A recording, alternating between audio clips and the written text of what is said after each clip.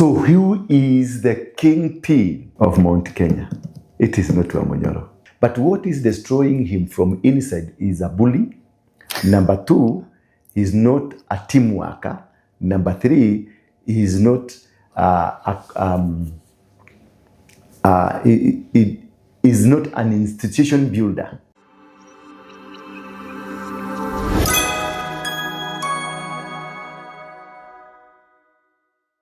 Disclaimer: the opinions expressed by our esteemed guest on this show is solely their own and does not necessarily reflect the views and opinions of Plug TV, its affiliates, or the production team. We kindly request our viewers to approach the opinions shared on this show with an open mind, considering them as individual viewpoints rather than absolute truths. We encourage you to conduct further research and engage in conversations beyond this program to form a well-rounded understanding of the topics discussed. Mambo VP, welcome once again, and it's another amazing episode with the one and only, your favorite apostle. Last time you called me a prophet. Bado merudi kule tena kwa Sudisea. Apostle, how are you? Mambo VP. I'm good, I'm jovial. And I'm happy to see that God is still revealing, God is still fulfilling what He said through us. I know when you are doing on something and then that which you call that is God that has spoken through you and it comes to pass, you become happy. Nice. Like now last time, I told you about the by-elections. And I told you now it is no longer the vote, it is spiritual. Now can you listen? How now? Nikakwambia, you will see it. And I think you saw it, what happened to Mbere and what happened to Malaba. Now, talking about the by-elections, Apostle, you had told us hii by-election Kindiki ataibishwa. No, I never told you ataibishwa. Ulisema hii by-election atapelekwa nyumbani ndio ni like is the litmus test for him. Like if you remember very well, when you rudia vizuri, what I said is that the Mbere and the Malava is a testing ground for 3 things. A testing ground for IEBC, a testing ground for Ruto, a testing ground for Wamonyoro.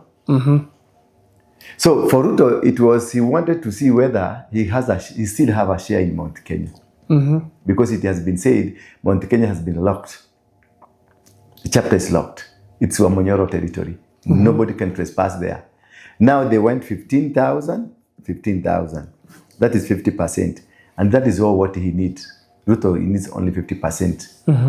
Number 2, Ruto is not really prepared for an election, a 2027 election. He was not prepared. And he's not prepared. He was not prepared. He's not prepared. He will not be prepared. And this is the factor that people are not looking at. If you look at the systems, how things are working, like now look at Wamodende. I don't know whether this thing is in court, but this gentleman, as he is registered in his ID, it is not what is registered at the IEBC. So who approved? Because the change of the name, if now you are called Jackson Peter Kamau, and then you go present Peter Jackson Kamau, that's another person. That's inconsistency. That's inconsistency. These people of the IEBC went on to register a different person from the one that has an ID. And this gentleman went on to vote and he was not a registered voter in Mbere. He was not a registered voter. And I remember the registration had been called off in places where the voting was supposed to be done. This guy was registered in somewhere in Malindi or Mombasa somewhere. So this guy, I saw him voting, meaning he had been registered. Who registered him in that short period? And why was he registered in that short period? That's number 1. Number 2, the names that were used are different from the person contesting. That is, this is person A in this name, and person B in a different name, though it is the same names but interchanged. So who passed that solution for this man to be approved to go to vote or to be voted for? Now, the people that are working in the IEBC, Akina Marijan, and the guy who is now the chairman of the IEBC, they are all legal lawyers. You know, to be elected to become an IEBC chairman or leader, you must be a person of equivalent of a Supreme Court judge. Is that not true? Sure, yes, you must be an equivalent that you can work at the Supreme Court. They are lawyers. If somebody who has an experience of about 20 years is a top-notch lawyer. How could they not foresee a legal battle? How could they not foresee a legal battle that can challenge their decision? Now, this is what forms an opinion. That's where I form my opinion from. That this was a deliberate move to discredit the IEBC so that Akina Kalonzo now they can start speaking, Kina Mother Karua, that stakeholders must sit down and they renegotiate over the IEBC. And somebody will go to court and demand for the disbandment of IEBC. And the government will take in weak lawyers to go and defend the IEBC so that IEBC can be disbanded.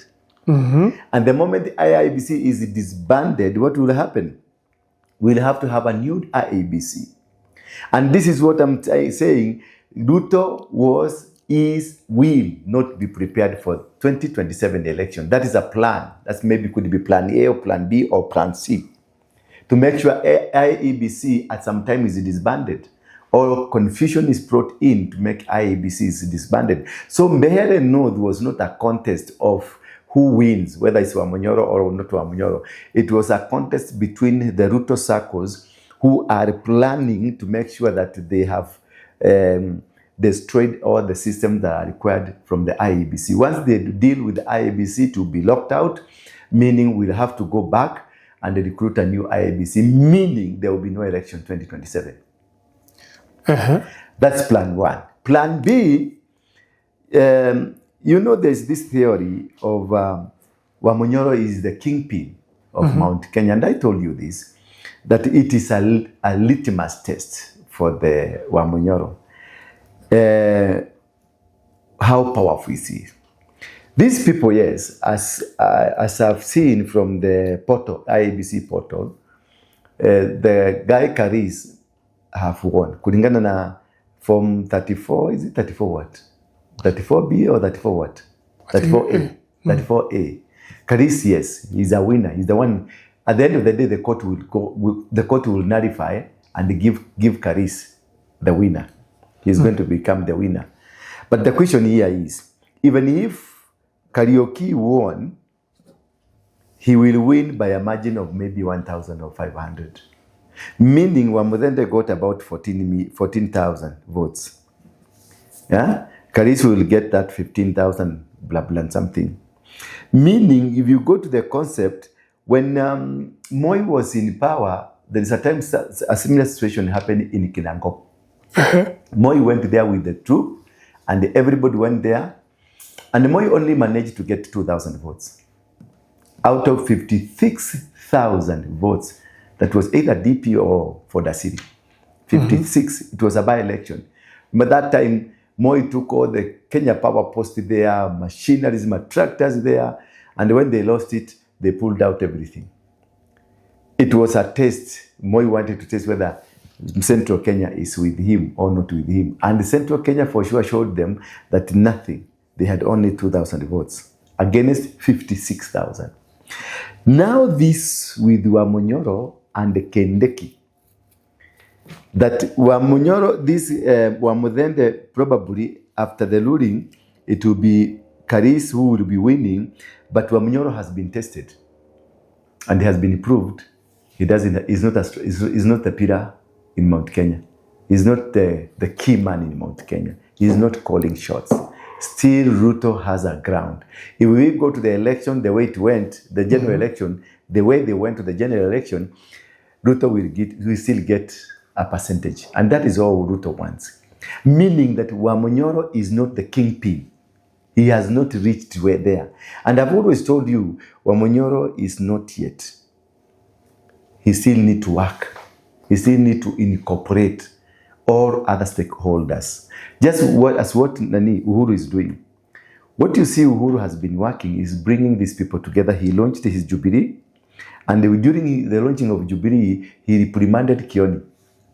Never again to abuse Wamonyoro. Never again to write anything against Wamonyoro. Never again to say anything bad against Wamonyoro. That is a reconciliatory. That is reconciling the Mount Kenya together. So who will emerge? Remember the other day I told you, either DCP or Jubilee, one of the party, will be distinguished. But you say actually DCP will not be in the picture. Yes, I say DCP will not be in the picture. Because who will call the shot?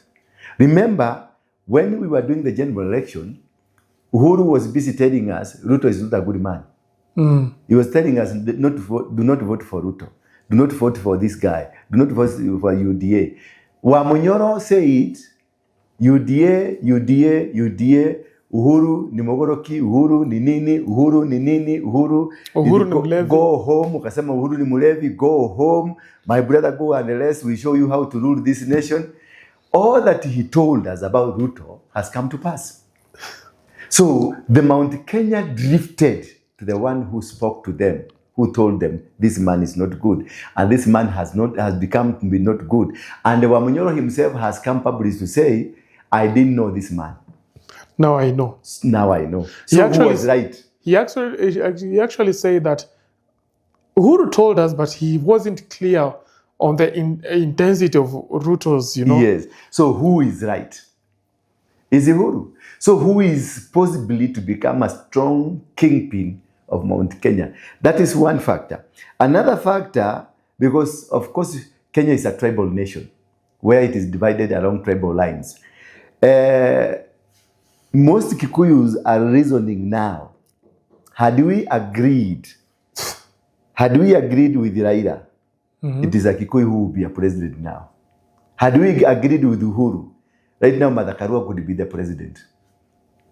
Are you seeing now the picture? Yeah. Because, of course, Raila could have died the way he died. Whether by what, Raila could have died. So it's Martha Karua who would be the president. So who was right to bring back leadership to Mount Kenya? It is not Wamonyoro. It is Uhuru Kenyatta. So who is the kingpin of Mount Kenya? It is not Wamonyoro. Chances are people will lean on Uhuru's side. Because Uhuru is much more proved. But Wamonyoro anapendwa. Wamonyoro hapendwi. That is the mistake Wamonyoro made. DCP. Yes, one term. It's a ground. It is about one term. Are you getting me? It is about one term. It is not about Wamonyoro. People are retired. Civil servants, wamekatwa pesa ya housing levy, wamekatwa pesa ya SHA, wamekatwa kila kitu. The common enemy is Kasongo. The common enemy. So whoever that will come to make this common enemy aondoke is a friend to everybody. But when it comes now to settle down after the enemy goes, the one that caused this enemy to go was not loved. They will tell you sit away because you want to kugawanya keki. So people do not love Wamonyoro. We admire Wamonyoro for his capability to push Kasongo. We don't care whether he will bring a road. We don't care whether he will bring electricity. We don't care whatever he will go, as long as he removes Kasongo. Kuna hii saying wanasema, my friend's enemy is our enemy. Yes. It's our enemy. And this is what is happening to this country. And this is what now the perception that has entered Wamonyoro, because Kikuyus love a person who is jamba. Somebody who is aggressive, somebody who can defend them. It doesn't matter whether you are a devil, whether you are whatever you are, as long as you are bulldozing what they want, you are speaking their language by that time. And normally, remember I told you, Kikuyus don't have kings. They create one for a purpose. Are you getting me? Yeah. They create one for a purpose. Once they push you to the level of you negotiating or doing something to deliver, and they fail to deliver, they start moving away from you. The Mbere one was a mistake. It was a trap. And this is something that just naturally worked against Wamunyoro. Because Wamunyoro should have taken it, even if the other guy could have had some votes, could have maybe 3,000, because maybe he's coming from a particular clan, and the clan in the Meru area, clans also matter much. But this, it could not have been 15-15. After coming a rigging, it could have been 15-15 or 13-13 or 20-20. This is a reflection that Mount Kenya is split right into two. And Wamunyoro is not able to command these people, and they persuade them and tell them, now we have to go to one basket. Why? Because one thing Wamunyoro is making mistakes, he's not a team worker. Wamunyoro is a selfish man, a man who works for himself. If you can look at the statements he's making, demanding that if I am support you, I need 30%, I need 40%, I need 70% on this and this and this. He is not an inclusivity person. Let's say the power has gotten into him, and he sees that nobody else that can do this without his help. Is not him. Now, what is happening now? What is being worked?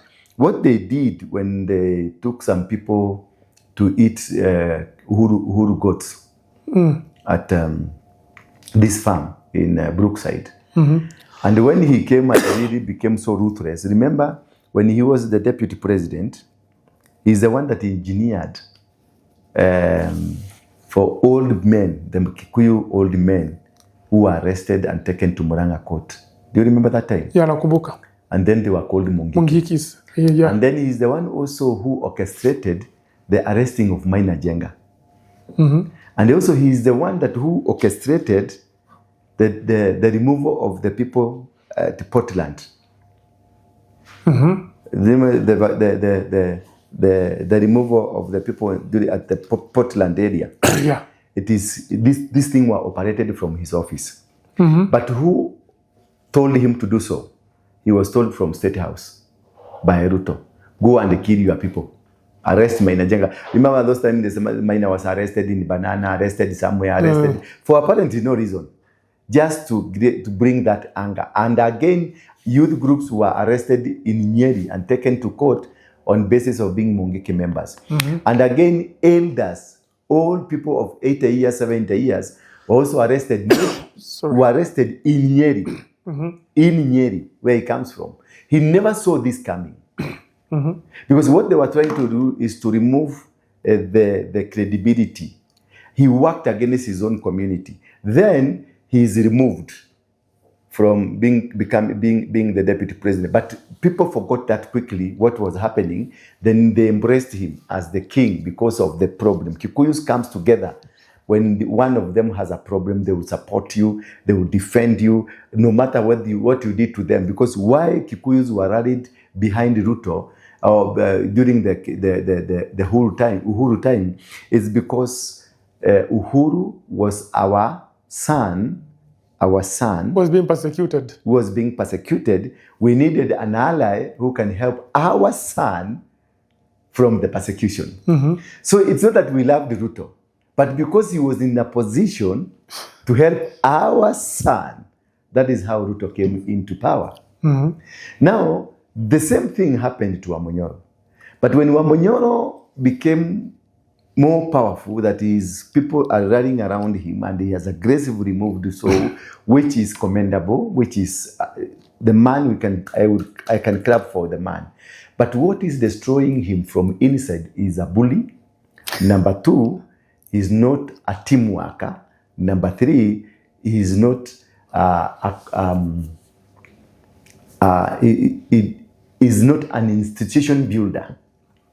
He's not able to build an institution the way Raila would build an ODM and then have people all over the country. He's not able to build a team. Then he closed his doors too early. When he built the DCP, he closed the doors to very many people. He could have left it open for all other people to be accommodated in it. He's working very hard to make sure DCP is in control of Nyeri, is in control of Murang'a, is in control, and forgetting their other underlying factors.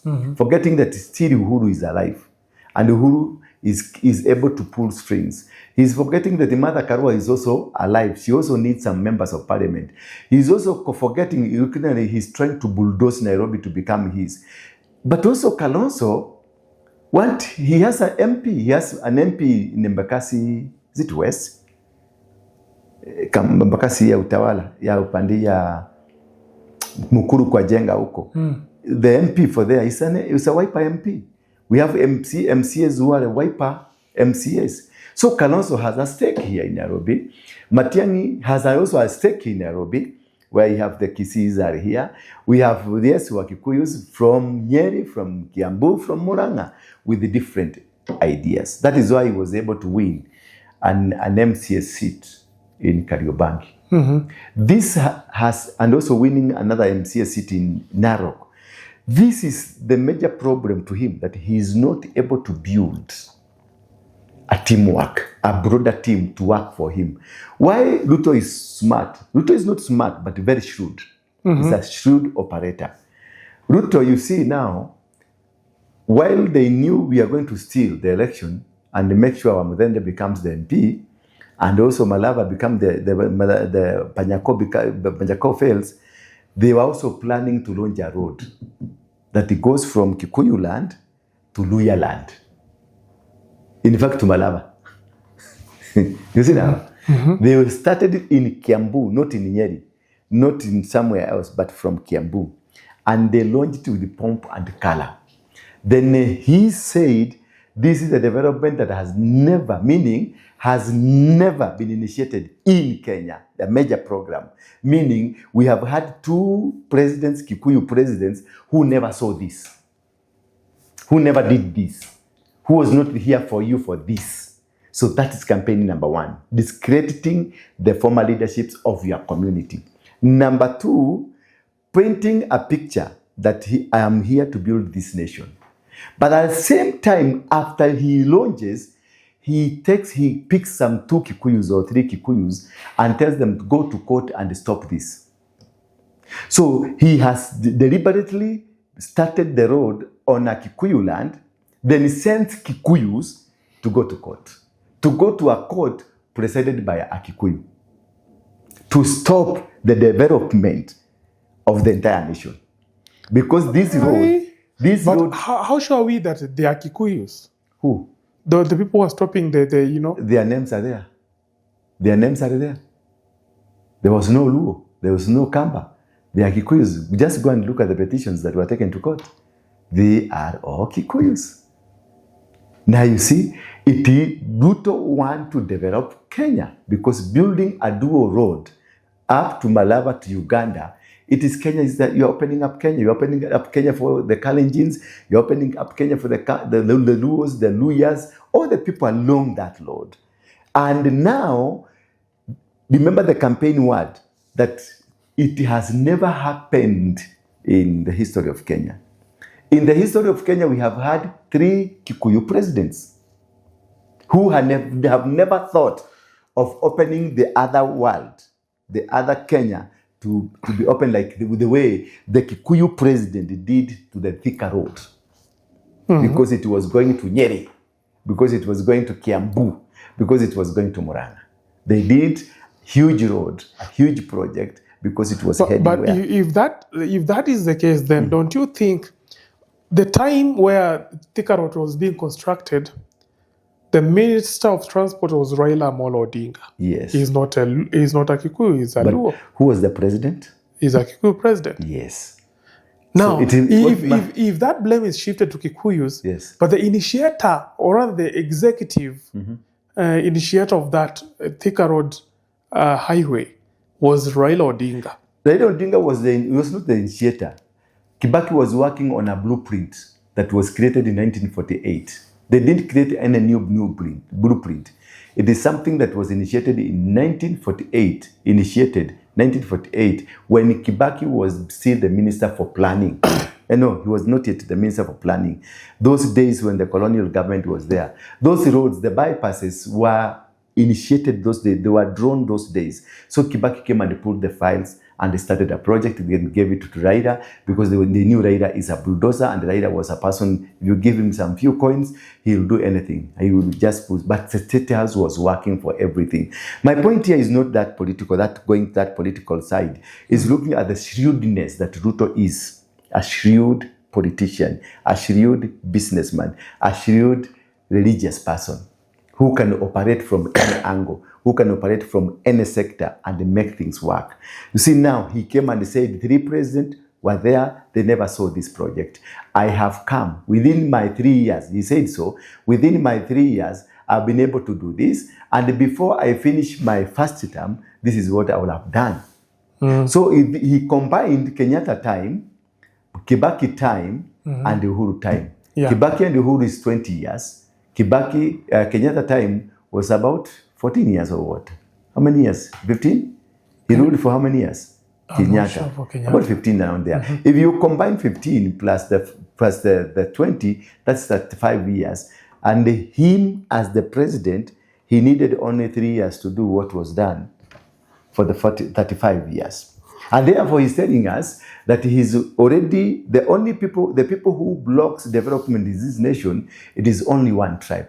He's building a narrative for that one tribe against 42. How sure are we that it is the president sponsoring the people who are going to the court? I want to go there now.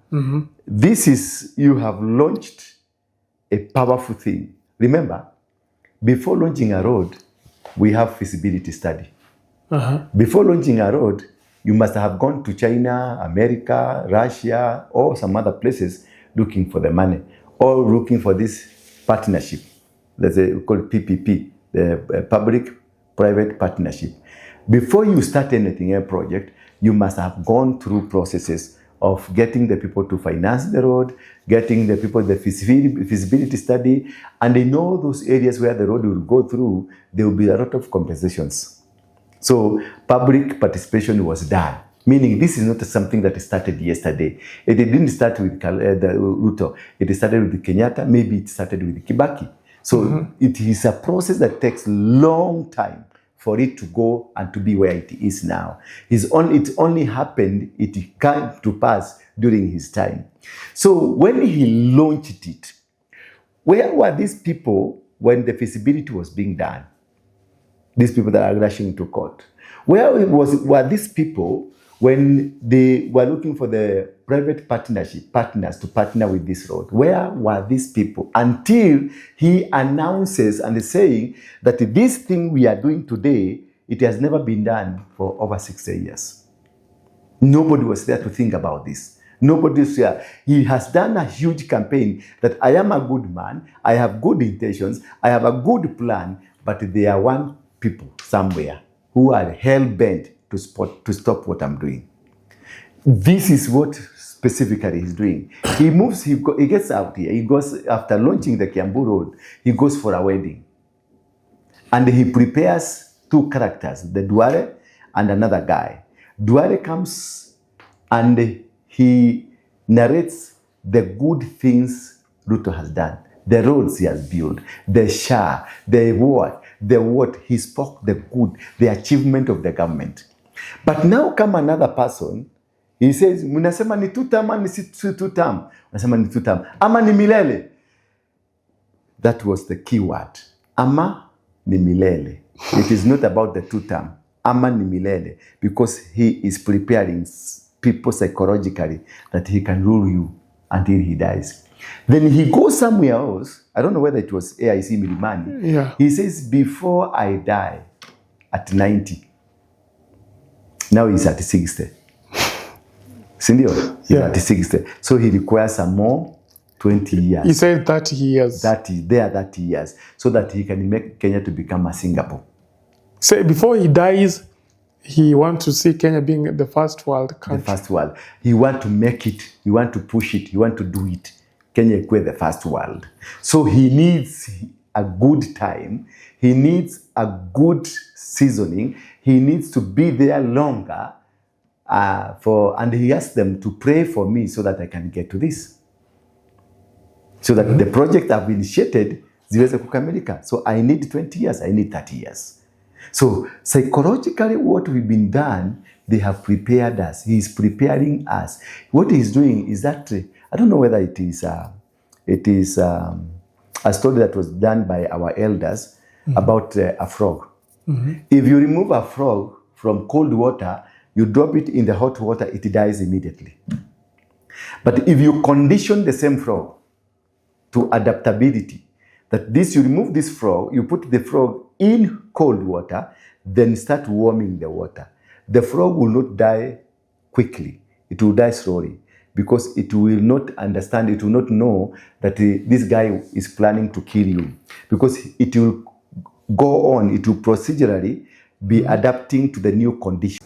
What Ruto and the team now are working is to condition us into acceptability. Number two, what happened in Panyako's place and Wamudende's place, you could see it was deliberate. Tutafanya hivi, mutadu